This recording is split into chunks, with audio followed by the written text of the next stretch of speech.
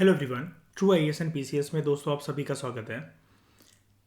हम लोग बात कर रहे थे कि रेन फॉरेस्ट को क्या क्या खतरे हैं, और लास्ट लेक्चर में हम लोगों ने फॉरेस्ट फायर्स कैसे नुकसानदायक होती है और कैसे फ़ायदेमंद होती है रेन फॉरेस्ट के लिए, उसके बारे में पढ़ा था। अब ना, अपार्ट फ्रॉम फॉरेस्ट फायर्स कुछ और भी खतरे होते हैं अतिथि श्रेया। किसको? रेन फॉरेस्ट को। ठीक है, दो खतरे यहाँ पर बेस में मेनली हमें बताए हुए हैं। जब प्लांटेशन हद से ज़्यादा किसी रीजन में ग्रो कर जाए, और जब आप किसी रीजन की धज्जियाँ उड़ा दो रिसोर्स को ओवर एक्सट्रैक्ट करके, वो भी एक थ्रेट है for the survival of rain forest climate. Sorry, rain forest जितने भी हैं, ट्रॉपिकल रेन फॉरेस्ट या कोई भी है, उनको खतरा होता है ऐसी वेजिटेशंस को, ऐसे ट्री कवर को। अब ना, एक बार के लिए आगे बढ़ने से पहले सबसे पहले मैं आप लोगों से ये जानना चाहूँगा, टेल मी द टर्म कि प्लांटेशन का मतलब क्या होता है। प्लांटेशन क्रॉप्स बेसिकली क्या होते हैं, पहले मुझे ये बताओ। ये फूड क्रॉप होते हैं कि कैश क्रॉप होते हैं जो मेरे को प्लांटेशन की खेती करके मिलेंगे? क्या होते हैं? हाँ, ये कैश क्रॉप्स होते हैं। तो नॉर्मल क्रॉप्स में और प्लांटेशन में क्या फ़र्क हुआ?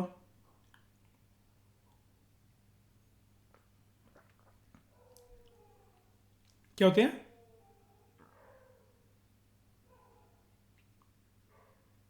हाँ हाँ, लॉन्ग ठीक है, पर ठीक है, इसमें भले ही लॉन्ग टर्म की ड्यूरेशन के लिए, लेकिन हार्वेस्टिंग तो इसकी होएगी ही होएगी एक साल के अंदर अंदर।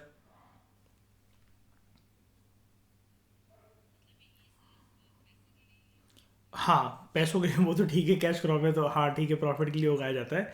देखो मैं बताता हूँ। हाँ बोलो। कंज्यूमेबल कैसे? हाँ ठीक है, एडिबल हो सकता है और कुछ कुछ हो सकते हैं कि नहीं भी हो, है ना। सबसे पहले तो इसके लिए जो एरिया होता है ना, वो ना बहुत बड़ा एरिया होता है, वेरी बिग इन साइज। क्यों? जैसे मैं आपको एक बात बताता हूँ। मान लो श्रेया, हम दोनों ने मिलकर टूर्स एंड ट्रैवल्स का बिजनेस स्टार्ट करा, ठीक है, और एक गाड़ी ले ली हम लोगों ने, कोई भी मान लो स्कॉर्पियो ले ली एक, ठीक है, और हम लोग उसको एक ड्राइवर रख के चलवा रहे हैं। हमारे पास पार्टीज़ के कॉल आते हैं कि हमें वैष्णो देवी जाना है कल को, या कहीं पर भी जाना है, या ओला उबर के साथ हमने कोलैबोरेशन करके ड्राइवर से गाड़ी चलवा रहे हैं। दिन के 500 रुपये बच जाते हैं हम दोनों को, ठीक है। अब इतनी महंगी हमने गाड़ी ली, और किस्तें जानी है, सब कुछ जानी है। ये ड्राइवर वगैरह रखने के बाद, टूल्स एंड ट्रैवल्स का बिजनेस स्टार्ट करने के बाद, सिर्फ 500 रुपये बचाने के लिए तो नहीं खरीदी थी हमने गाड़ी, है ना। एक दिन के 500 बच रहे हैं, यानी कि महीने के हमें लगभग कितने, 15,000 के आसपास मिल जाएंगे, ठीक है। लेकिन अब आपके मन में एक प्लान आया कि दिमाग क्यों ना ऐसा करें कि हम ना गाड़ी एक नहीं, 20-25 लेकर डाल देते हैं। तब बल्क में पैसा दिखेगा भी और बल्क में पैसा बचेगा भी, है ना। यानी कि मैं बताना क्या चाह रहा हूं, as compare to food crops, जो कैश क्रॉप्स होते हैं, ऑब्वियसली बात है, जो प्लांटेशन है, तो उसके अंदर या प्लांटेशंस में, मतलब अभी बताता हूँ मैं प्लांटेशन का मतलब क्या होता है। इन एरियाज में जो कैश क्रॉप उगाए जा रहे हैं, कमर्शियल क्रॉप से उगाए जा रहे हैं, वो प्रॉफिटेबल तो हैं, लेकिन यहाँ पर उगाने वाले के पास अगर एरिया बहुत बड़ा ना हो, तो जितना बल्क में प्रॉफिट आ सकता है उतना आएगा नहीं। उतनी तो उस क्रॉप को ग्रो करने के लिए लागत आ जाएगी, पैसे लग जाएंगे। जैसा कि हमारे एक गाड़ी वाला जो केस था, तब हमें 15,000 बच रहे थे। अब किस्तें वगैरह जाने के बाद, हम दोनों में डिवाइड होने के बाद कुछ भी नहीं बचेगा, यानी कि मतलब अगर उस गाड़ी को नहीं लेकर कुछ और करा होता तो ज़्यादा, मतलब मोमोज का ठेला लगा दिया होता तो शायद से ज़्यादा बच रहे होते, है ना। लेकिन बल्क में जब भी कोई चीज़ हमने करी कि 20-25 गाड़ियां, तो भाई अब देखेगा यार आराम से 2.5 से 3 लाख रुपए महीना, किस्तें भी अच्छी निकलेंगी, और आपके और मेरे पास सेविंग भी अच्छी रहेंगी, और एक टाइम के बाद किस्तें गाड़ी की खत्म हो जाएंगी सारी की सारी, फिर हम दोनों का सिर्फ और सिर्फ प्रॉफिट बचा करेगा, है ना। यानी कि प्लांटेशन में एक एरिया बहुत मैटर करता है। दूसरी बात, जो प्लांटेशन होते हैं वो ना ऑर्गेनाइज बहुत ज़्यादा होते हैं। हमारे देश की जैसे बात कर लो, ये जो ब्रिटिश ईस्ट इंडिया कंपनी आई थी, इन लोगों ने कौन सी जगह को बताओ, इंडिया के कौन से कोने को ऑर्गेनाइज करके वहां पर टी प्लांटेशन करवाई थी? जल्दी बताओ कौन सा एरिया है वो, रीजन का नाम बता दो मोटा मोटी मुझे। North east. आपने वो देखा होगा, नॉर्थ ईस्ट से लेकर बिस्मे, अतिथि, सिलीगुड़ी, वेस्ट बंगाल, है ना, यहाँ तक दार्जिलिंग, पूरा का पूरा जो चाय के बागान हैं वहाँ पर एक ऐसी तरीके से फार्मिंग होती है कि उन्होंने ऐसे करके सीढ़ियाँ टाइप बना रखी हैं, है ना। Very good. क्या बोलते हैं इसको, क्या वर्ड बोला अभी आपने? Terrace farming. एंड क्योंकि यहां पर चाय उग रही है तो चाय की पत्तियों को ऐसी तोड़ के खाने में मिलाकर सब्जी बन जाती है क्या उसकी? नहीं, उनके लीव्स को ड्राई करके हम लोग किस में कंज्यूम करते हैं? चाय के तौर पर। तो इसको क्या कहते हैं हम लोग? कमर्शियल क्रॉप हो गया ये हमारे लिए, एक तरीके से कैश क्रॉप हो गया, है ना। सिमिलरली कोकोआ और कॉफी के साथ भी मैं यही बोलूंगा, रबड़ के साथ यही बोलूंगा, गन्ने की खेती को भी यही बोलूंगा, है ना। यानी कि एक ऑर्गेनाइज वे में करी जाती है। यहां पर एक एरिया बहुत बड़ा है। अब आपको पता है ना नॉर्थ ईस्ट में जो चाय उगती है उसका एरिया कितना ज्यादा बड़ा है। नॉर्थ ईस्ट में जो चाय उगती है उसका एरिया कितना ज़्यादा बड़ा है। अगर वो छोटे लेवल पे मान लो कि श्रेया हम अपनी छत पर, अपनी टेरेस पर ये सोचे कि चलो दिमाग हम यही ना चाय वाय उगा लेते हैं, मतलब अपनी वो करके, तो टाटा टी नहीं लेनी पड़ेगी। लेकिन श्रेया हम भी जानते हैं कि 250 ग्राम टाटा टी में जितनी पत्ती होती है उतना पूरी छत पे अगर उगा भी लें तो उतनी भी पैदा नहीं होगी उससे, राइट, है ना। एरिया छोटा है, क्लाइमेट वैसा नहीं है। तो अगर हमें प्रॉफिटेबल बनना है, क्योंकि कमर्शियल क्रॉप किस लिए उगाया जा रहा है? ओनली एंड ओनली मकसद है कि हमें क्या अटेन हो? कैश, है ना। तो वो हमारे पास कम से कम एक बड़े एरिया में एक ऑर्गेनाइज फॉर्म में तो होना चाहिए ना। और ऑर्गेनाइज इसलिए कि यहाँ पर जो टोपोग्राफी थी, आसपास का जो रीजन था, उसको शेप दी गई है, उसको काटा जाता है, एक प्रॉपर तरीके में बिछाया जाता है वहां पर प्रॉपर तरीके से। जैसे अब एक बार बताओ, ये टेरेस क्या कुदरत की देन थे? नॉर्थ ईस्ट में ये टेरेस क्या कुदरत की देन थे? ऐसे ही बने थे क्या नॉर्थ ईस्ट में? स्टेप्स बने थे क्या, मतलब पहाड़ों पे वहां पर खेती बाड़ी एकदम से होने लगी? नहीं, ये काट काट कर किसने बनवाया? ब्रिटिश ईस्ट इंडिया कंपनी ने। हाँ ठीक है, मैक्रो लेवल से ह्यूमन बोल लो, ठीक है ठीक है, ब्रिटिश ईस्ट इंडिया कंपनी ने बनवाया, ठीक है। अब पढ़ो बात, तो अब आपको मजे आएंगे, ठीक है। जैसे एक और चीज़ बताता हूँ, प्लांटेशन का एक एग्जांपल और देता हूँ मैं आपको। क्या है कि अंग्रेज जब आए थे ना भारत, तो इन्होंने ये सोचा कि कोई भी हिस्सा जो डोरमेंट पड़ा हुआ है, जो खाली पड़ा हुआ है, जो रीजन वैक्यूम में है, जहाँ पर अभी तक इंसानों की पहुंच नहीं है, पकड़ नहीं है, लेकिन इनको हर जगह से क्या दिखता था कि यहाँ पर कोई ना कोई एक्टिविटी अगर चला दो तो क्या जनरेट होगा? हम्म, पैसा। अब इन्होंने क्या देखा कि कोई कोई ऐसे हिस्से हैं जिन जगह पर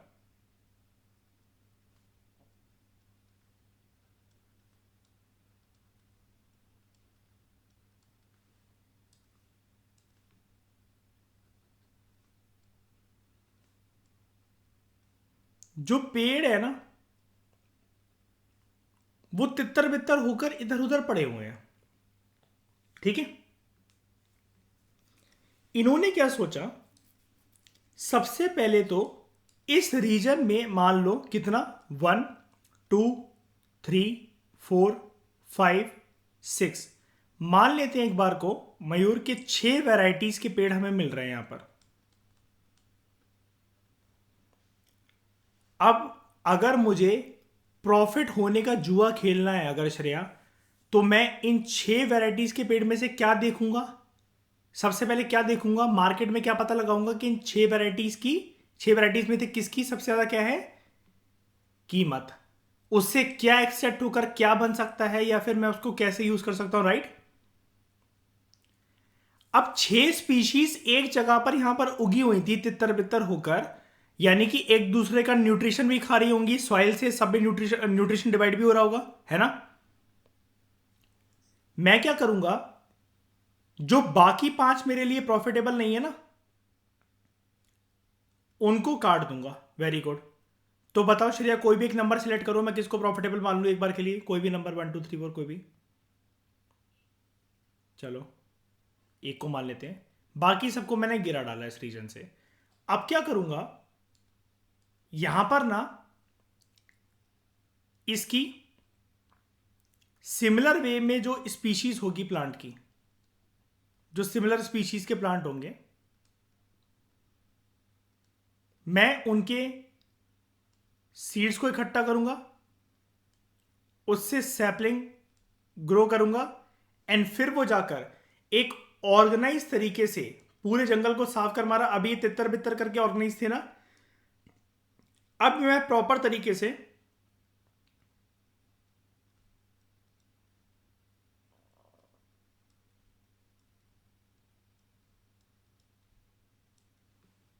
इसको एक लाइन वाइज फॉर्मेट में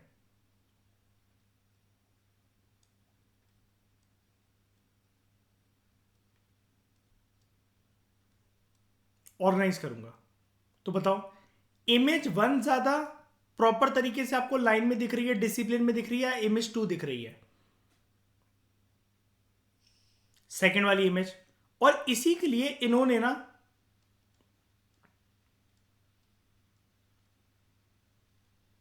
देहरादून में फॉरेस्ट की प्रॉपर मैनेजमेंट के लिए फॉरेस्ट रिसर्च इंस्टीट्यूट भी खोला था, जो कि आज तक है वहां पर। और इसलिए आज भी इंडियन फॉरेस्ट सर्विस की तैयार जो एकेडमी है वो वहीं पर लोकेटेड है। जो IFOS बनते हैं ना, जो जो अतिथि इंडियन फॉरेस्ट सर्विस ऑफिसर, उनकी ट्रेनिंग वहीं होती है। अब मुझे वो बताओ, जो इन्होंने इतनी मेहनत करी, एकेडमी खोली रिसर्च करने के लिए, ठीक है, और एक जगह से बाकी वेराइटीज़ को काट दिया, मार्केट में पता लगाया, फ्यूचर का ट्रेंड पता लगाया कि प्रॉफिटेबल चीज़ किससे बन सकती है, क्या एक्सट्रैक्ट हो सकता है। तो मुझे एक बात बताओ, इनका दिमाग बेसिकली क्या था किसी भी एरिया में खेती बाड़ी को लेकर? क्या हमें जनता का पेट भरना है खाने पीने से, या फिर कमर्शियल क्रॉप्स, प्लांटेशन क्रॉप्स वगैरह उगाकर हमें प्रॉफिटेबल बनना है? बताओ, प्रॉफिटेबल बनना है। एंड जब ये ऑर्गेनाइजेशन में कोई भी चीज हम लोग एक जगह की टोपोग्राफी को चेंज करके, श्रेया, जब इस ऑर्गेनाइज फॉर्मेट के अंदर इसमें हम लोग ये कोई भी चीज ग्रो करते हैं, इसी को कहते हैं प्लांटेशन। आज समझ में आ गया डिटेल में कि प्लांटेशन का मतलब क्या होता है? मैंने बहुत डिटेल में सारी चीजें बता दी, इसके बारे में एग्जाम्पल भी दे दिया, ठीक है। और प्लांटेशन का रियल एग्जांपल यही है जो मैंने आपको बोला, ये जो देहरादून वाली बात करी, पेड़ों को काटने वाली बात करी, एक स्पीशी एक लेयर में लगाई जाएंगी, और ये ना 1-2 किलोमीटर तक नहीं, ये हंड्रेड्स ऑफ किलोमीटर में इन्होंने बिछाया था। अच्छा, ये इन्फॉर्मेशन गिवन कहाँ पर है? 10th क्लास की एसएसटी की जो एनसीईआरटी है वहां पर गिवन है, हिस्ट्री के अंदर। हम पढ़ेंगे उसको, डोंट वरी। लेकिन कुछ कुछ चीज़ें ऐसी होती है ना चैप्टर के, जैसे हम लोगों के दिमाग में क्या आता है कि हिस्ट्री पढ़ेंगे अगर मॉडर्न इंडिया की, तो गांधी के बारे में होगा, स्वराज पार्टी के बारे में होगा, भगत सिंह के बारे में होगा। लेकिन कुछ ना जो एक फ्रिंज एरिया के चैप्टर्स नहीं होते, जैसे कि अंग्रेजों के आने से क्या चीज़ अच्छी हो गई, क्या चीज़ खराब हो गई, है ना, जोग्राफिकली या इकोनॉमिकली इन्होंने क्या कॉन्ट्रीब्यूशन दिया, वो वैसा चैप्टर है। मैं ऐसे चैप्टर्स को ना श्रेया हिडन ट्रेजर कहता हूँ। क्यों? बाकी सब लोग तो हर कोई पढ़ रहा है यार, आप भगत सिंह और ये सब तो स्पेक्ट्रम वगैरह हर बुक से जान लोगे। ये सब चीज़ों के बारे में बुक्स आमतौर पर जो बुक्स होती हैं वो बात नहीं करती ना, जो मार्केट में आती हैं, मैग्रॉ की या किसी की भी। तो देखो, अब बात करते हैं हम लोग, अब आपको आगे का टॉपिक पूरा समझ में आ जाएगा। पेट्रोलियम एक्सट्रैक्शन जो अलग अलग हिस्सों में होना शुरू हुआ, अब इंडिया को छोड़ के अपना दिमाग जो है वो वर्ल्ड लेवल पे ले जाओ। पेट्रोलियम एक्सट्रैक्शन जहाँ पर भी होना शुरू हुआ, तो पेट्रोलियम रिजर्व्स जहाँ पर भी मिलते हैं, कंपनीज उससे अट्रैक्ट हुई सबसे पहले तो। अब उन्होंने ये देखा कि पेट्रोलियम, बताओ, जहाँ पर उनको सुराग मिल गया कि हाँ अगर हम यहाँ पर खुदाई करेंगे तो हमें यहाँ पर पेट्रोलियम या क्रूड ऑयल वगैरह मिलेगा, पूरा का पूरा तेल के कुएं मिलेंगे, ठीक है। ये चीज किसके लिए करी जाती है? प्रॉफिट के लिए, ऑब्वियसली बात है ना। लेकिन इससे राइटर आपको ये बोल रहा है कि बहुत सारे ऐसे रीजन थे कि पेट्रोलियम रिजर्व्स ना, या उसके जो ट्रेसेस हैं, वो ऐसी जगह पर पाए गए जो कि रेन फॉरेस्ट के बीचों बीच में थे और रेन फॉरेस्ट से होकर गुजरते थे।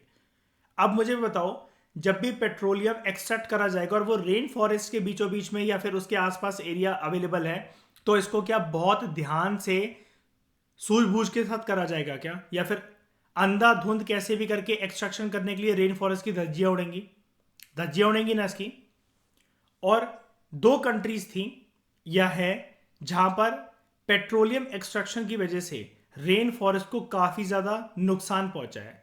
एक है यूकेडोर एंड दूसरी है वेनेजुएला।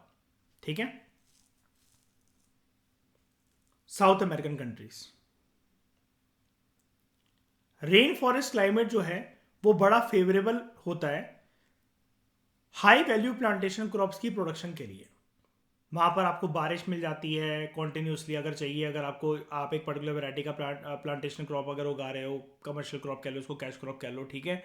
आपको हो सकता है कि सॉइल जो है, हालांकि सॉइल का इतना रोल नहीं होता, लेकिन बार बार जो है कि हो सकता है इतनी सनलाइट ना चाहिए हो, आपको कैनोपी अच्छी चाहिए हो, तो वो सब चीज़ें मिल जाए, तो यानी कि बहुत फेवरेबल कंडीशन मिल जाती है और क्लाइमेट बहुत अच्छा मिल जाता है।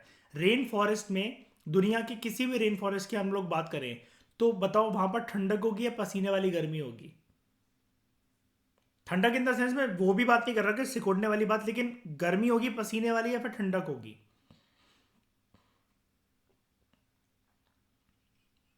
ह्यूमिडिटी, मतलब ह्यूमिडिटी तो देखो वो गर्माहट नहीं होती, मतलब वो देखो, मैं पसीने वाली गर्मी कह रहा हूं कि गर्मी आपको लग रही है। क्या कह रहे हो? ठंडा ठंडापन रहेगा बिल्कुल। देखो ना, वो ये आप इसको शेडी उसकी तरह मान लो, एक रीजन की तरह, है ना। घरों में जो लेन रहती है, मान लो कि आप जहाँ पर अभी रूम में रह रहे हो श्रेया, गर्मियों में जिस लाइन की तरफ, जैसे साउथ डायरेक्शन की घरों की तरफ काफ़ी टाइम तक धूप आती रहती है, बिल्कुल जब तक धूप जाती नहीं है, वो जनरली घर गर्म होते हैं। लेकिन आपकी साइड अगर छाया आ गई है, परछाई आ गई है, धूप चली गई है, तो वो आप वहाँ पर आराम से, आपका बेसमेंट ठंडा होगा, आपका घर ठंडा होगा, बालकनी ठंडी हो जाएंगी जल्दी, होता ना। ये चीज़ है। तो रेन फॉरेस्ट जनरली एक फेवरेबल क्लाइमेट प्रोवाइड करता है हाई वैल्यू प्लांटेशन क्रॉप्स के लिए। अब क्या है, इंसानों को बस कोई भी चीज़ एक मिल जाए ना, तो जब तक उसके प्राण ना निकालते हैं वो, तब तक मतलब वो उसी में लगे रहते हैं। अब प्लांटेशंस ने करा क्या, स्पेशली इन कंट्रीज में, इक्वेडर और वेनेजुएला में, इन्होंने ठेके पे ठेके लेते रहे सरकार से कि एक एक ज़मीन है, हम लोग उस फॉरेस्ट की जो ज़मीन इन्होंने खरीदी उसको क्लियर करके वहाँ पर क्या करेंगे, प्लांटेशन क्रॉप उगाएंगे, है ना। प्लांटेशन भी अपने आप में एक एग्रीकल्चर होता है, तो आप उसको सिर्फ सिर्फ प्लांटेशन वर्ड भी मेंशन कर सकते हो।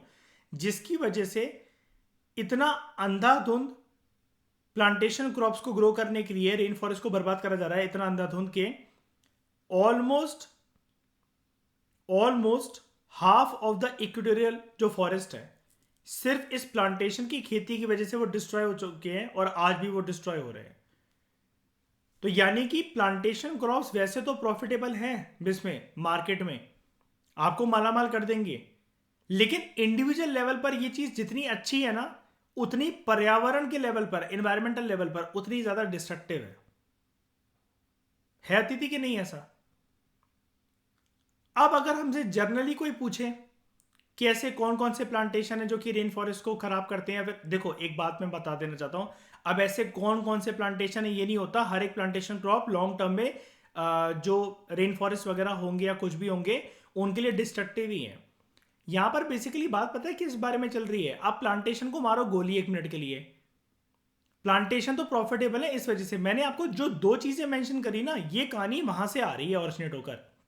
एक तो प्लांटेशन के लिए एरिया बहुत बड़ा, एंड दूसरी ऑर्गेनाइजेशन। तो मुझे एक बात बताओ श्रेया, नॉर्मल भी खेती करते अगर हम लोग, तब भी तो फॉरेस्ट को काटते और उसको फिर खेतीबाड़ी वाला हिस्सा बनाते। अगर प्लांटेशन क्रॉप नहीं भी करने के लिए, मान लो हम गेहूं चावल उगा रहे होते उसके ऊपर, तब भी तो होती है ये वाली चीज। लेकिन प्लांटेशन में मुझे आप लोग एक बात बताओ, ये ज्यादा खतरनाक क्यों है as compare to normal agriculture?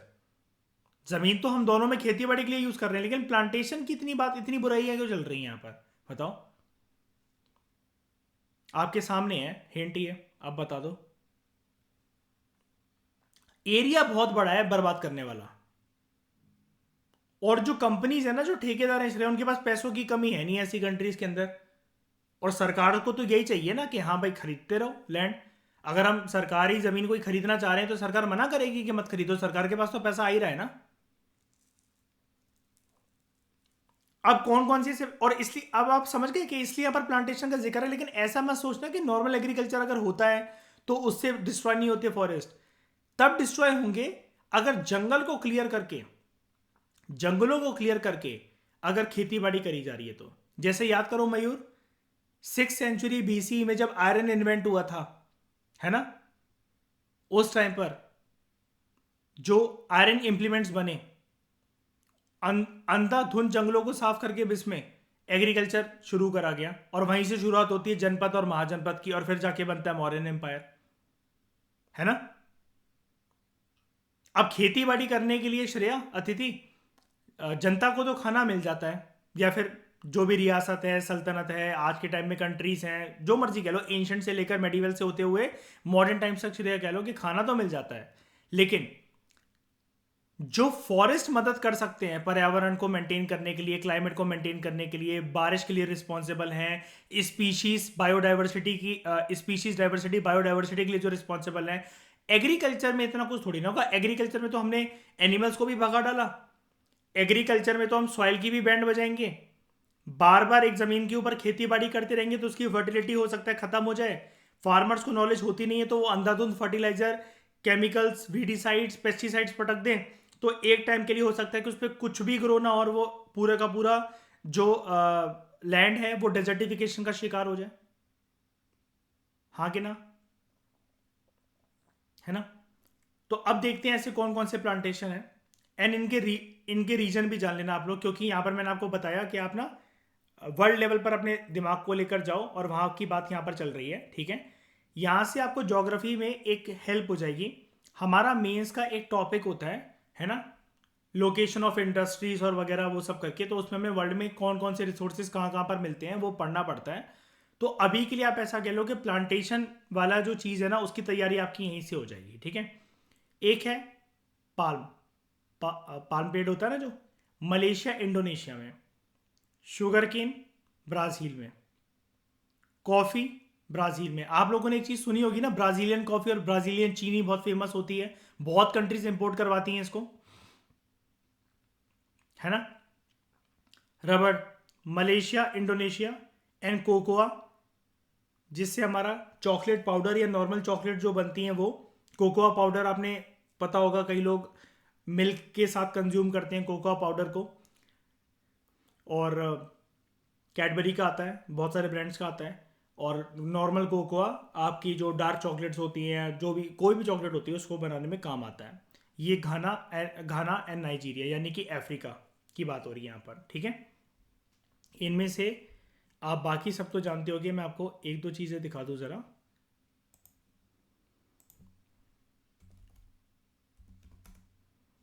मैं आपको पाम का पेड़ दिखाता हूँ एक बार के लिए।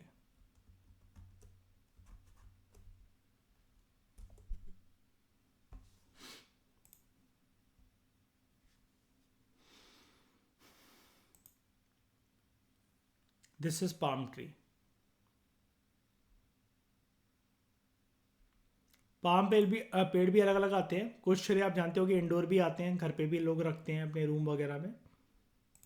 कुछ अपने घर के बिल्कुल एंट्रेंस के बाहर, जो होता है बंगलो वगैरह उसके बाहर लगाते हैं, ठीक है। कुछ किसी एक ऐसे एरिया में कोस्टल किनारे वगैरह पे मिल जाएंगे, कुछ छोटे वाले हिस्से के मिल जाएंगे, तो ये सारे पाम पेड़ हैं, ठीक है। This is also a palm, come height का है लेकिन काफ़ी देखो मोटा है ये तो हो गया। मैं आपको कोकोआ दिखाता हूँ। ये जो आपको दिख रहा है ना, ये कोकोआ होता है। अभी ये पका नहीं है, जब पकेगा ना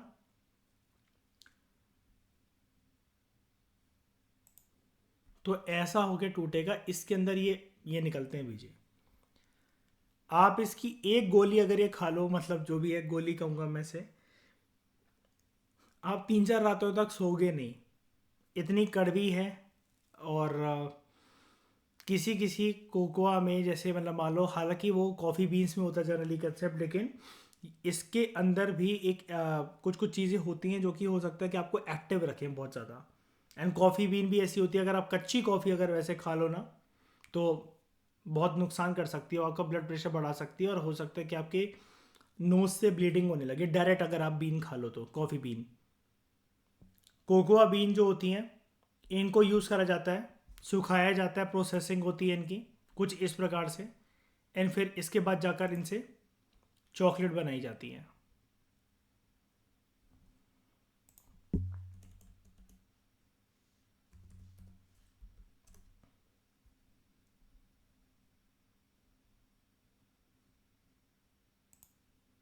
इनसे चॉकलेट्स बनाई जाती है, कोकोआ पाउडर बनाया जाता है।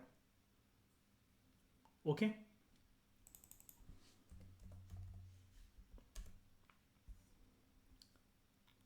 रबर जो है, इसका भी पेड़ बड़ा इंटरेस्टिंग होता है। क्यों होता है? सबसे पहले तो ये मान लो कि इंडिया है, मान लो, और ये यहाँ पर देखो, ये एक लाइन में लगे हुए हैं पेड़, ये तितर बितर है। बताओ तो ये कुदरत ने ऑटोमेटिकली लाइन में बना दी होंगी या फिर इंसानी हाथ है इसके पीछे? इंसानी हाथ है ना। एंड श्रेया बाल्टियां भी इंसान ने लगाई होंगी, भगवान जी ने तो लगाई नहीं होंगी यहाँ पे, है ना। अब करा क्या जाता है, रबड़ का पेड़ इंटरेस्टिंग किस लिए होता है? यहां पर आप एक चीज देखो, ये दिख रहा है, इतना इतना इतना सा पार्ट छिला हुआ है इनका, इतना इतना सा, ये देखो, इतना इतना सा पूरा नहीं छिल रखा है, और नीचे एक टोकरी बास्केट या कुछ लगा रखा है। अब क्या होता है, ये है पेड़,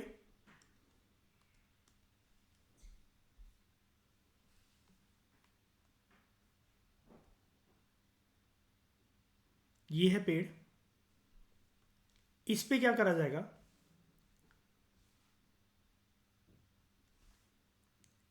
इतने हिस्से को इसके छीला जाएगा।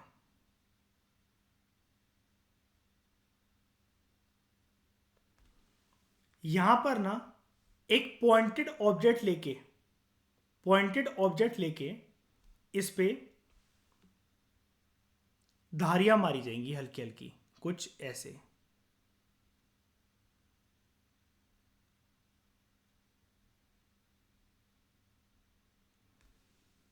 अब क्या होगा,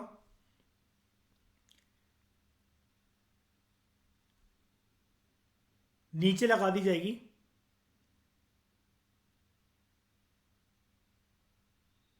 एक बास्केट।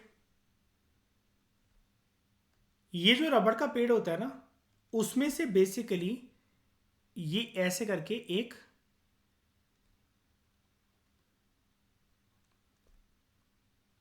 ड्रॉप बाय ड्रॉप एक लिक्विड गिरता है। एक्चुअली ये लिक्विड ही रबड़ होता है। जो सफ़ेद कलर की हमारी नटराज की रेजर या किसी भी चीज़ की रेजर होती है ना, ओरिजिनल कलर का तो सफ़ेद ही होता है, अब तो कलरिंग वलरिंग जो मर्जी मिला लो उसके अंदर। ड्रॉप बाय ड्रॉप ये यहाँ पर गिरती है, ये बिल्कुल भी वेस्ट ना हो, इस वजह से ये ऐसे करके लगा दिया जाता है।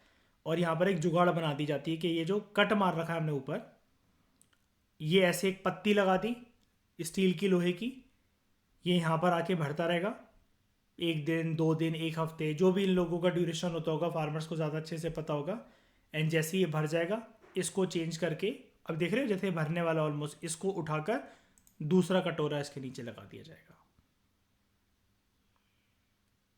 है ना ये प्लांटेशन क्रॉप बड़ा इंटरेस्टिंग, जिस तरीके से मतलब ये एक्सट्रैक्ट करा जा रहा है ना। ये देखो, ये भरने लगा। अब जैसे ये गूदा गूदा सा बन गया इसके ऊपर, वो इस वजह से कि हो सकता है कि जो फार्मर है इसको हटाना भूल गया और ये जमने लगा है थोड़ा सा रबड़ वगैरह। इसकी फिर प्रोसेसिंग होती है, एंड जो नॉर्मल इरेजर्स हमारे पास होती हैं वो इससे मिलता है फिर हमें प्रॉपर। अब एक ऑर्गेनाइज फॉर्म में देख रहे हो ये कर रहा है, पूरा ये चल रहा है। तो जिसके पास भी ये लैंड है और जो ये ऐसे यहाँ पर रबड़ प्लांटेशन जो ये करवा जो हो रही है जैसे यहाँ पर, ठीक है, तो ये प्रॉफिटेबल नहीं होगा पर्सन, बताना ज़रा है पूरा का पूरा। अब ये देख रहे हो सबके आगे टोकरियाँ लग रखी हैं, देखो छोटी, अगर आप ध्यान से देखो तो ये देखो, और ये लाइन में है ना कितने सारे पेड़। तो यहाँ पर श्रेय एक पेड़ से बताओ कितनी रबड़ आ जाती है ना। एक कटोरी से मान लो कि हम 50 रबड़ बना लेते, नटराज कंपनी को बेच देते, या फिर बोल देते लो अपना टैग लगा लो वो करके। लेकिन यहाँ से देख रहे हो कितनी ज़्यादा वो हो सकता है। एंड रबड़ सिर्फ ऐसा मिटाने के लिए नहीं, पेन पेंसिल की रबड़ के लिए थोड़ी ना कोई इतनी मेहनत करेगा। रबड़ देखो टायरों में यूज़ होता है, ठीक है। और जितने अच्छी क्वालिटी का पेड़ अगर हम लोग बिस में उगाएंगे, तो ये जो कंपनीज हैं बड़ी बड़ी, जो MRF या सीएट टायर्स की जो कंपनी है, वो उतने अच्छे से रबड़ हमसे खरीदेंगी, है ना, कि तुम्हारा रबड़ बड़ा अच्छा है, हमें दे दो टायर वगैरह बनाने के लिए। ये भी डिपेंड करता है कि पेड़ की क्वालिटी कैसी है, एंड उसकी भी प्रोसेसिंग से डिटरमाइन हो जाता है। प्रोसेसिंग इन द सेंस कि अगर सेम पेड़ जो है ना, उसके अंदर कुछ केमिकल्स बनाकर उसको पेंसिल मिटाने वाली रबड़ भी बनाया जा सकता है, और फर्दर केमिकल्स और प्रोसेसिंग डाल के एक MRF का टायर भी बनाया जा सकता है,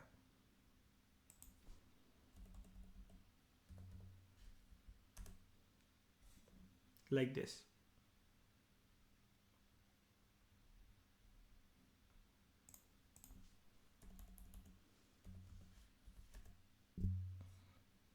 और एक नॉर्मल आपकी जो रबड़ होती है, ये वाली, ये भी करा जा सकता है। ओके, अब बात करते हैं जो रेन फॉरेस्ट जो डिस्ट्रॉय हो रहे हैं, इसके इफेक्ट क्या होते हैं, ठीक है। नंबर 1, सॉइल डिग्रेड होता है इससे। रेन फॉरेस्ट में जो सॉइल होता है वो न्यूट्रिशन में बहुत, या न्यूट्रिएंट्स में बहुत पुअर होता है। क्यों? जो कुछ मतलब रीसेंट ईयर्स में, रीसेंट डिकेड्स में न्यूट्रिएंट्स एक पर्टिकुलर पॉइंट ऑफ टाइम पर सॉइल पे हुआ करते थे, लेकिन अब वो लीचिंग उनकी होकर वो नीचे चले गए, राइट, वो नीचे चले गए। टॉप लेयर पे हुआ करते थे, लेकिन अब वो जमीन के अंदर धंस गए हैं। तो यहां पर जो ट्रीज हैं, अब सिर्फ उन्हीं में जो न्यूट्रिएंट्स हैं वो बाकी रह गए हैं ग्रोथ के लिए। न्यूट्रिएंट्स जो हैं वो स्टोर हैं in vast number of trees and plants rather than in the soil. तो यानी कि रेन फॉरेस्ट को जितना हम वो समझते हैं ना कि यार यहाँ पर तो कोई भी चीज़ अगर आप मिट्टी के अंदर सीड्स डाल दो तो वो ग्रो हो ही जाएंगे, नहीं हो पाएंगे। अब आप ये सोचोगे, मतलब कोई भी ये पर्सन है वो एक्सप्लेनेशन ये देगा शायद से, वो ये बोलेगा श्रेया कि शायद से ऐसा हो रहा है कि जो लंबी लंबी पेड़ों की जो कैनोपीज है ना, वो सनलाइट को यहाँ पर नीचे पहुंचने नहीं दे रही है, इसलिए जो बीज है, जो सीड है, वो अंकुरित होकर सैपलिंग नहीं बन पा रहा है। लेकिन नहीं, सॉइल में भी दम नहीं है। और ऐसा हर एक रेन फॉरेस्ट के साथ नहीं है, मतलब राइटर आपको ये बोल रहा है ये एक प्रक्रिया की स्टार्ट हो गई है एक्चुअली वर्ल्ड में। पेड़ों की जो रूट्स होती हैं, tree roots bind the soil together, जबकि जो कैनोपी है वो सॉइल को प्रोटेक्ट करती है फ्रॉम हैवी रेन्स। पेड़ों की रूट ने मिट्टी को समेट के रखा होता है अपने पास, और जो कैनोपी है ऊपर से, जो टॉप जो अम्ब्रेला कवर है सारा का सारा, जो एक पेड़, दो पेड़, तीन पेड़ की टहनियों को मिला मिलाकर अपने आप एक छतरी सी बन गई है, वो हैवी रेन्स को आने से रोकती है एकदम से। क्यों? अगर हैवी रेन एकदम से मिट्टी पे गिरेंगी तो क्या हो जाएगी, और लीचिंग हो जाएगी सॉइल की।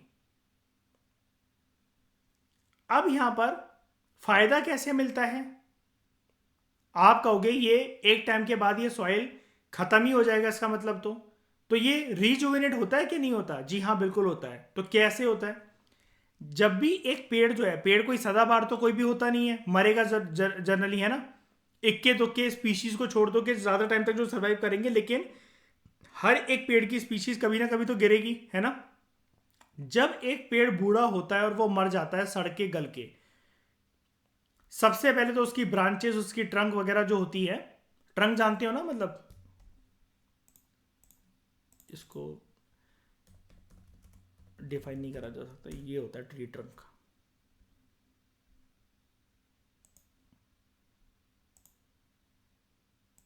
ये पूरा का पूरा जो हिस्सा होता है मोटा वाला, कभी कभार आपने ऐसे कोई पेड़ देखे होंगे जो ऐसे ही सिर्फ कटे रह गए हैं पूरे के पूरे, ये।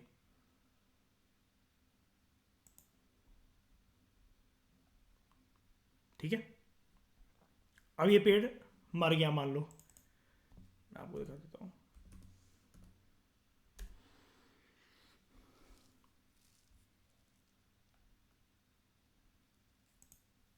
ऐसे करके गिर गया, पूरा खत्म हो गया, ट्रंक बच गया ना इसकी। अब इससे क्या दोबारा रिजुविनेशन हो सकती है क्या?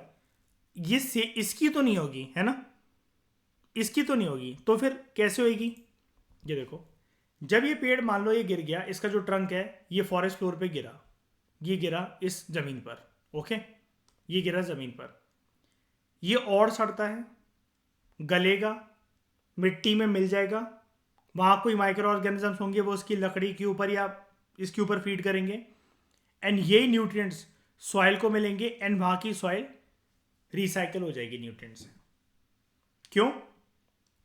इसने सॉइल का ही तो न्यूट्रिशन लिया था, अभी ये मर गया तो जो इसके अंदर न्यूट्रिएंट्स बचे हैं वो मिट्टी में दोबारा मिल जाएंगे ना। इस वजह से रेन फॉरेस्ट का रिजुविनेशन होता रहता है। अब समस्या ये है, राइटर ये बोल रहा है कि अगर यहां से ट्रीज को रिमूव कर दिया गया तो न्यूट्रिएंट्स भी उसके साथ रिमूव हो जाएंगे, है ना। फिर तो ये रिजुविनेशन का प्रोसेस हो ही नहीं पाएगा तिथि यहां पर, राइट इसमें मयूर।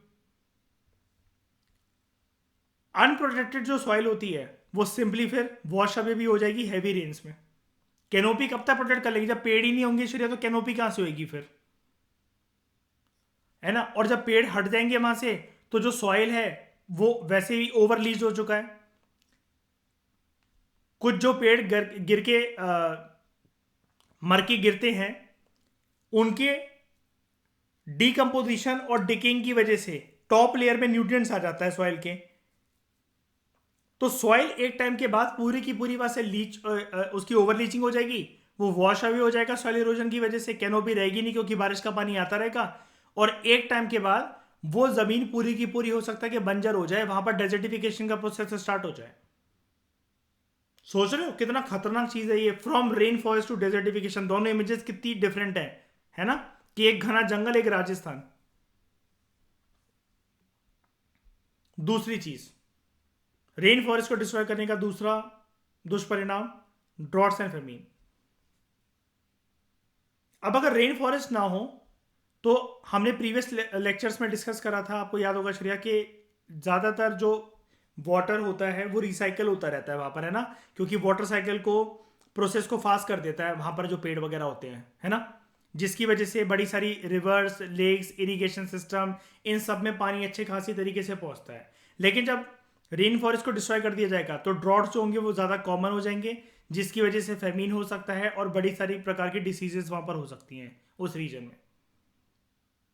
और फिर लॉन्ग टर्म में जो लोग ज़्यादा प्रॉफिटेबल बनने की सोच रहे हैं प्लांटेशन फार्मिंग करके, प्लांटेशन क्रॉप्स को उगाकर, वो लॉन्गर रन के अंदर ये प्रक्रिया भी फेल कर जाएगी। क्यों? क्योंकि plantation crops generally tropical region में ग्रो होते हैं, क्योंकि यहाँ पर क्लाइमेटिक कंडीशन काफ़ी ज़्यादा सही रहती है प्लांटेशन क्रॉप्स को ग्रो करने के लिए। लेकिन ये क्लाइमेटिक कंडीशंस अपने आप थोड़ी ना बन गई, इसको तो रेन फॉरेस्ट नहीं बनाया था। जब रेन फॉरेस्ट ही नहीं होंगे और अगर वाटर साइकिल या फिर जब भी आप क्रॉप ग्रो करने से लेकर हार्वेस्ट करने तक का सोच रहे हो वो वाटर साइकिल बिगड़ेगी, पूरा का पूरा आपका जो क्रॉपिंग सीजन है वो बिगड़ेगा। एंड जब वो बिगड़ेगा तो पेड़ों को तो आदत है नहीं कोई भी स्ट्रेस टॉलरेट करने की, जैसी पर्यावरण के अंदर, क्लाइमेट के अंदर कोई भी स्ट्रेसफुल सिचुएशन आई, सारी की सारी प्लांटेशन जो खेती है वो क्रॉपिंग सीजन जो है वो आपका फेल हो जाएगा। अब एक बहुत अच्छा पॉइंट है यहां पर जो कि आपको बहुत सारी बुक्स नहीं बताएंगे अगर आप ज्योग्राफी वगैरह पढ़ रहे हो तो, कि रेन फॉरेस्ट को डिस्ट्रॉय अगर करा गया ना तो इंडिजिनस कम्युनिटीज जो कि जंगलों में रहते हैं, कुछ ट्राइब्स वगैरह या जो भी लोग जो जंगल के साथ एसोसिएटेड है, जो कि कुदरत में रहना पसंद करते हैं, उसके आसपास रह रहे हैं, वो भी हमेशा के लिए लुप्त हो जाएंगे, एक्सटेंट हो जाएंगे। ये बहुत इंटरेस्टिंग चीज है कि अगर ये अलग से कल को क्वेश्चन आ गया ना तो ये हो सकता है कि जीएस पेपर 1 सोसाइटी के अंदर पूछ लिया जाए आपसे कि रेन फॉरेस्ट को डिस्ट्रॉय करने की वजह से इंडिजिनस कम्युनिटीज कैसे एक्सटेंट हो सकती हैं। आ सकता है ना अतिथि ये कनेक्ट करके कुछ भी। तो देखो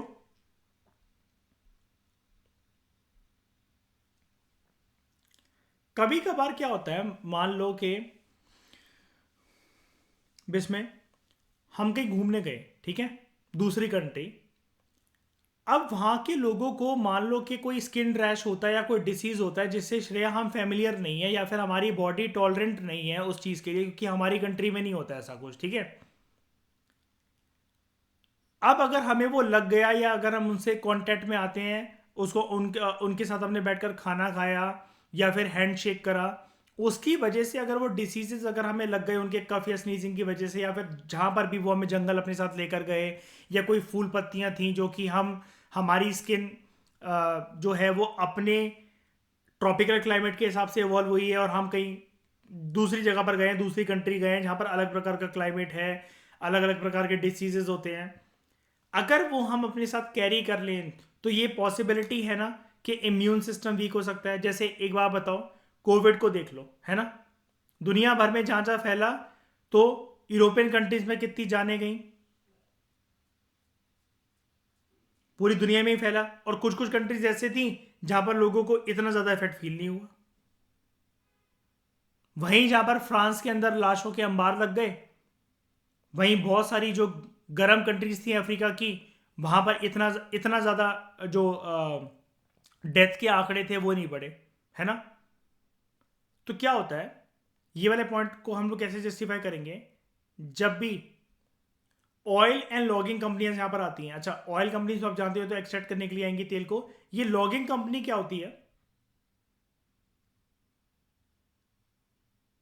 लकड़ी लकड़ी को काट काट के ले जाते हैं, स्पोर्ट्स कंपनियां वगैरह, ठीक है। वुडलॉक की बात हो रही है यहाँ पर, ठीक है। इनकी वजह से वास्ट एरियाज में जंगल जो है वो रिमूव होते रहते हैं। इनको ठेके आराम से मिल जाते हैं, ठेके आराम से मिल जाते हैं इनको सरकार से। इसका एक एग्जांपल बताऊं, चिपको आंदोलन यही तो हुआ था ना, कि एक स्पोर्ट्स कंपनी को ठेका मिल गया था और फिर वो पेड़ को काटने आ रहे थे, तो लोगों ने बोला कि नहीं, पेड़ हमारे माँ बाप जैसे, हम तो नहीं कटने देंगे, अगर इनको काटना है तो लोग पेड़ों को हक करके खड़े हो गए थे कि सबसे पहले हमारी लाश के ऊपर से गुजरना पड़ेगा। पता है आप सबको ये वाली बात, चिपको आंदोलन सुना होगा, चिपको मूवमेंट सबने सुनी होगी। चिपको मूवमेंट जो थी वो उत्तराखंड में हुई थी, है ना। सिमिलर एक और मूवमेंट हुई थी कर्नाटक में, एपिको मूवमेंट। एपिको मूवमेंट किससे रिलेटेड थी, किसकी प्रोडक्शन से रिलेटेड थी,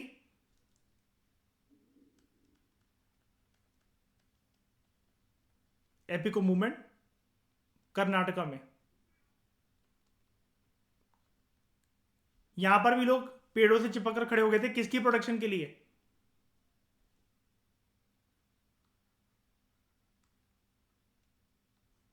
एप्पल्स, एप्पल्स एप्पल्स, ठीक है। मतलब बात यहां पर एप्पल की नहीं थी कि उनको सेब खाने हैं, बात यहां पर पेड़ों की थी। लेकिन अगर कभी क्वेश्चन आए ना कि मतलब श्रेया के एपिको मूवमेंट मयूर किससे एसोसिएटेड होता है, तो और कहाँ का था, कर्नाटका में था, और वो एप्पल एप्पल फार्म यार्ड्स थे वो, ठीक है, या जगह थी जहाँ पर एप्पल ग्रो होते हैं, वो ऐसे जंगल थे। अब यहाँ पर क्या होता है, बाहर से जो कोई भी कंपनी आई है, मतलब ये वाला जो पॉइंट है ना, एक्सटेंशन ऑफ इंडिजिनस कम्युनिटीज, ये दोस्तों याद रखना, ये 100% ठीक नहीं हो सकता, ये वाला पॉइंट हमेशा, मतलब 100% ठीक नहीं है। ये वाला जो पॉइंट हम डिस्कस कर रहे हैं, ये वाला पॉइंट ना श्री, हम प्रोबेबिलिटी के बेसिस पर डिस्कस कर रहे हैं कि ऐसा हो सकता है, ठीक है। तो बाहर से जब भी कोई कंपनीज यहां पर चली आती हैं, हो सकता है, हो सकता है कि अब अपने साथ वो कुछ कुछ ऐसे डिसीजेस लेकर आ जाएं कि वहाँ की जो इंडिजिनस पॉपुलेशन है, जो लोकल कम्युनिटी है, उनके शरीर में उसके लिए कोई रेजिस्टेंस हो ही ना, इम्यूनिटी हो ही ना उससे लड़ने के लिए। क्योंकि पहली बार जो भी चीज़ हमें स्ट्राइक करती है, ज़रूरी थोड़ी ना हमारे पास उसके लिए इम्यूनिटी हो, जिसकी वजह से फिर हो सकता है कि उनका जो सर्वाइवल है वो थ्रेटन होने लगे। और दूसरी चीज़ क्या होती है, एक्सटेंशन सिर्फ ऐसा नहीं है कि वो मतलब क्या कहते हैं, मरी जाएंगे, बीमारियां लगी जाएंगी तो ही सिर्फ वो एक्सटेंट होंगे। कभी कभार ये भी तो होता है ना कि बहुत सारी कंपनियां जो कि ठेका ले लेती हैं, उनको ये भी तो लगता है ना कि ट्राइबल्स क्या जाने अपने राइट के बारे में, तो उनको फोर्स करा जाता है कि अपने जो एंसेस्ट्रल होम्स हैं वो उनको छोड़ के वहां से डिस्प्लेस हो जाए, and display sometimes even being killed in the process, उनको मार भी दिया जाता है, ठीक है, कुछ जो लोग वहां पर रह रहे हैं। अब डिस्प्लेसमेंट का एक सबसे बड़ा दुष्परिणाम क्या होता है, कभी भी जब डिस्प्लेसमेंट होती है तो उसके साथ क्या होनी चाहिए,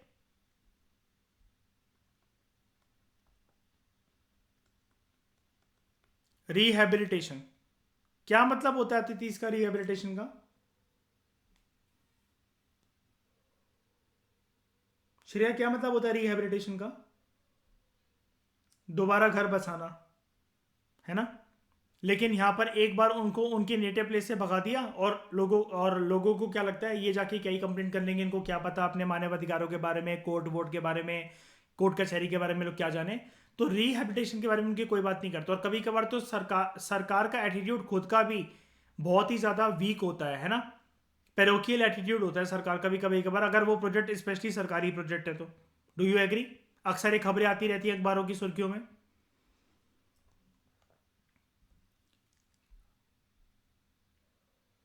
अब एक आंसर करो इस क्वेश्चन का। Which of the following is और आर यूनिक कैरेक्टरिस्टिक और characteristics of equatorial forest? Equator के पास, ठीक है। Presence of tall closely slate trees with crowns forming का कॉन्टिन्यूस कैनोपी। कुल मिलाकर वो ये पूछ रहे कैनोपी होता है क्या, बताओ। यानी कि हमारा ऑप्शन जो होना चाहिए, आंसर जो होना चाहिए 1, 3 या 4 में से होना चाहिए, है ना। एक तो गया। को existence of a large number of species, बिल्कुल, क्योंकि आप जानते हो सबसे ज्यादा जो बायोडाइवर्सिटी होती है वो ट्रॉपिक्स में ही होती है। एंड ऊपर से तो ये ट्रॉपिक्स में भी कितने गंभीर एरिया के बारे में बात कर रहे हैं, इक्वेटर के बारे में, है ना। तो वहां पर तो और ज्यादा होगी। Yes. Presence of numerous varieties of epiphyte, हो जाएगा ना। मेरी तरह याद है ना वो हम्बल नेचर के कमेंसलिज्म, है ना। तो ऑप्शन क्या होगा राइट यहां पर? D. Very good, every single statement is correct. इसी तरीके के क्वेश्चन आते हैं, लेकिन एक बात मैं बताऊं आपको, सीरियसली बताना, अभी तक जितना ये पढ़ाया है उसके बाद ये क्वेश्चन आपको कैसा लगा? बहुत इजी ना।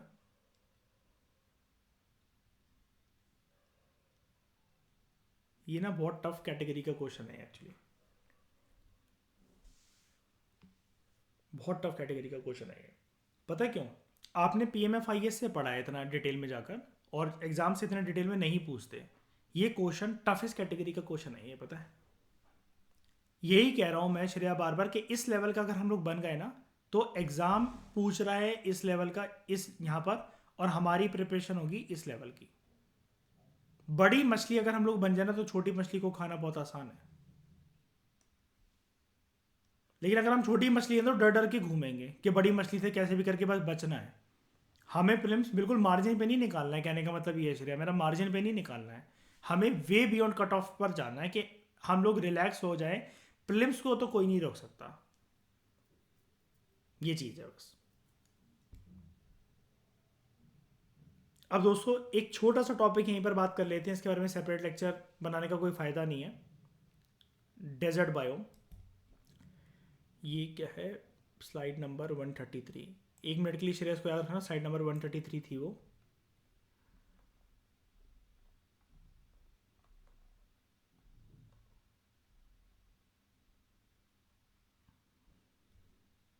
अब दोस्तों हम लोगों ने जो अपनी डिस्कशन स्टार्ट करी थी इस चैप्टर की, टेरेस्ट्रियल बायोम्स की डिस्कशन में, हम लोगों ने तुंद्रा को कवर करा, फॉरेस्ट को कवर करा, ग्रासलैंड को कवर करा, और अब हम लोग बात कर रहे हैं डेजर्ट बायोम के बारे में, ट्रॉपिकल और mid latitude desert biome.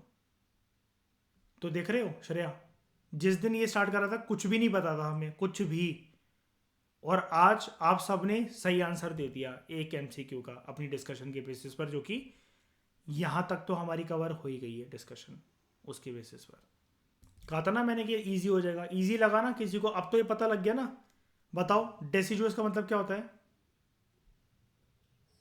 Shade करते हैं लीव्स अपनी, ठीक है। ट्रॉपिकल हिस्सा कौन सा होता है किसके बीच में? हाँ वही, मतलब ट्रॉपिक ऑफ कैंसर से ट्रॉपिक ऑफ कैप्रिकॉर्न तक, ठीक है। कॉनिफेरस फॉरेस्ट क्या होते हैं? हाँ नीडल, नीडल होती है उसमें लीव्स की जगह, और फ्लावर्स की जगह कोन्स होते हैं, है ना। उसके बाद ये इसमें क्या फर्क है, डिफरेंस क्या है स्टेपी और सवाना में?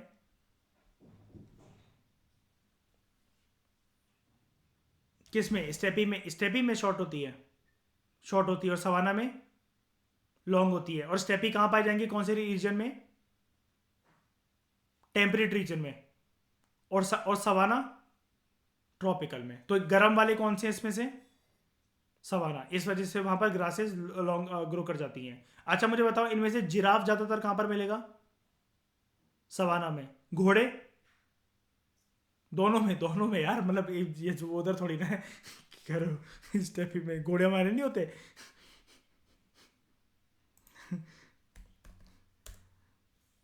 डेजर्ट बायोम,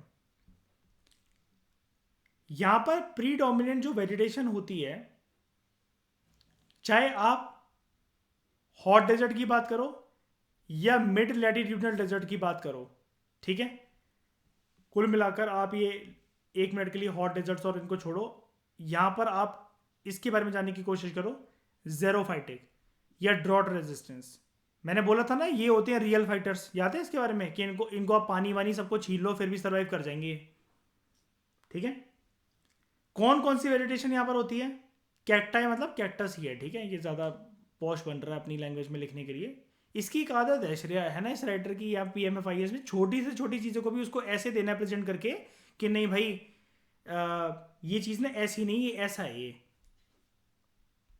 ये फ्लेवर वाला दूध दूध नहीं है, दिस इज द शेक, ठीक है। हाँ, कैक्टाई। उसके बाद थॉर्नी बुशेस। अच्छा थॉर्न्स का मतलब क्या होता है? कांटे, है ना। लॉन्ग रूटेड वायरी ग्रासेस, ठीक है, मतलब उलझी हुई उबड़ खाबड़, ये जो ये ऐसा। और स्कैटर्ड डॉर्फ, छोटी हाइट के एसेसियास प्लांट की वैरायटी। अब मैं एक बार के लिए आपको बचपन आपका रिकॉल करवा देता हूँ। ये सब हम EVS में पढ़ते थे छोटे में। कैक्टस,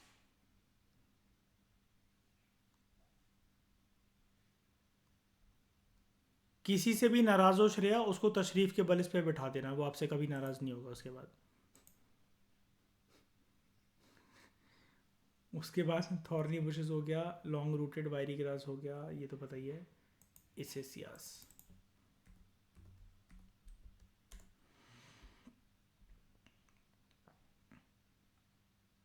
ये वाले पेड़ मैंने आपको दिखाया भी था अभी कुछ लेक्चर्स पहले, ठीक है, ये मिल जाएंगे।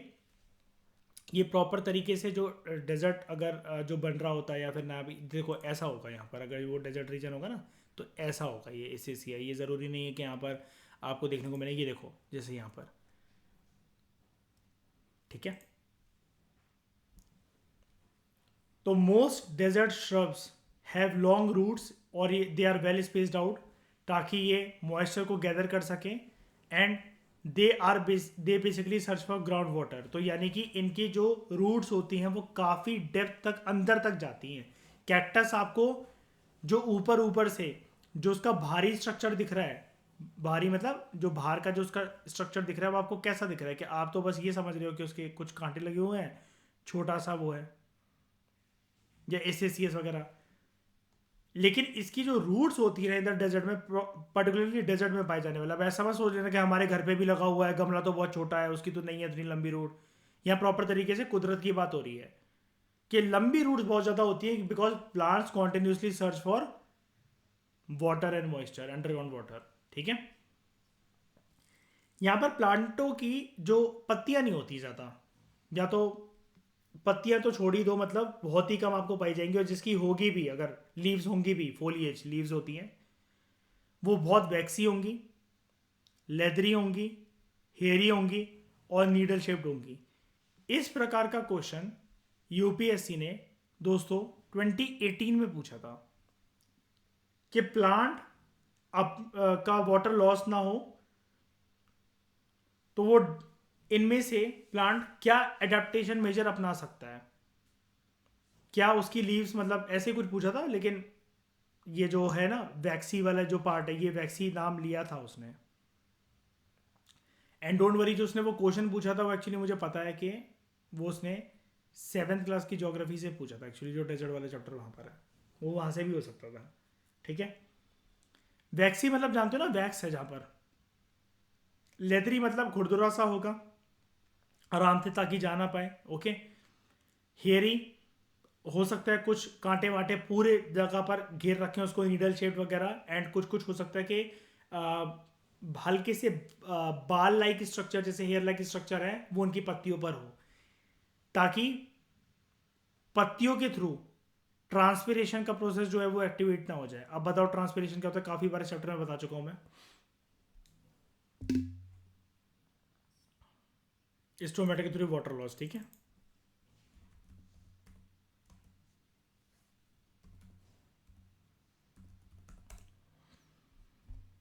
हेयरी फोलिएज अगर आपको देखना है तो कुछ इस प्रकार से अगर आप देख लो, मैं आपको बताता हूं कैसा।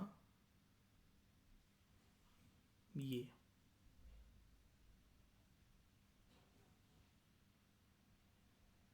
ठीक है।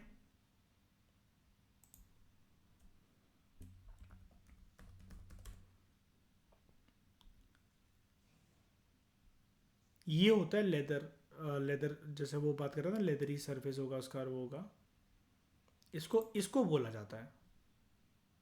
ये तो फन है वैसे तो, यहाँ फोटो, वो वैसे तो सरफेस की बात कर रहा है, ऐसा कुछ टर्म आपको मिलेगी नहीं। और थॉर्नी आपको पता है,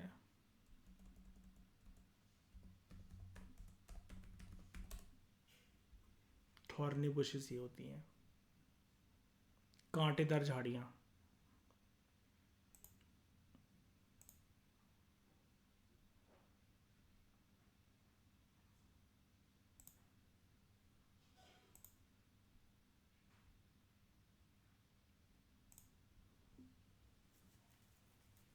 डन। ये तो कई जगह पर पंजाब वगैरह में भी आपको पता होगा, खेतों के आसपास श्रेया ये लगा देते हैं फेंसिंग के तौर पर, नेचुरल, अगर जिनको फेंसिंग वैसी नहीं करनी होती ना तारों वाली, ताकि जानवर वगैरह या जो है वो घुस के खेतों को डिस्ट्रॉय ना कर दे, है ना। तो कई फार्मर्स नेचुरल तौर पर ये कांटेदार ये जो होते हैं ना बुशेस, जैसे ही लगा लेते हैं बाउंड्रीज पर अपने खेतों की। जो सीड्स होते हैं of many species of grasses and herbs, they have thick and tough skins, ताकि वो अपने आप को प्रोटेक्ट कर सके। और ये बिल्कुल एक डोरमेंट स्पीशीज की तरह पड़े होते हैं वहां पर, ठीक है। क्योंकि कुछ भी अगर मूवमेंट करेंगे तो इससे क्या लॉस होगा, वाटर लॉस होगा। एंड वाटर प्लांट में हमेशा कैसे लॉस होता है, क्या होता है वो, पोर ओपनिंग स्टोमेटा। यानी कि ट्रांसपिरेशन के प्रोसेस के लिए सबसे इंपॉर्टेंट कौन सी चीज होती है प्लांट लीव्स के ऊपर, स्टोमेटा। तो प्रॉपर तरीके से हमारी ये चीज कंप्लीट हुई, ठीक है। इस डिस्कशन में दोस्तों फिलहाल इतना ही। Thank you very much for discussion.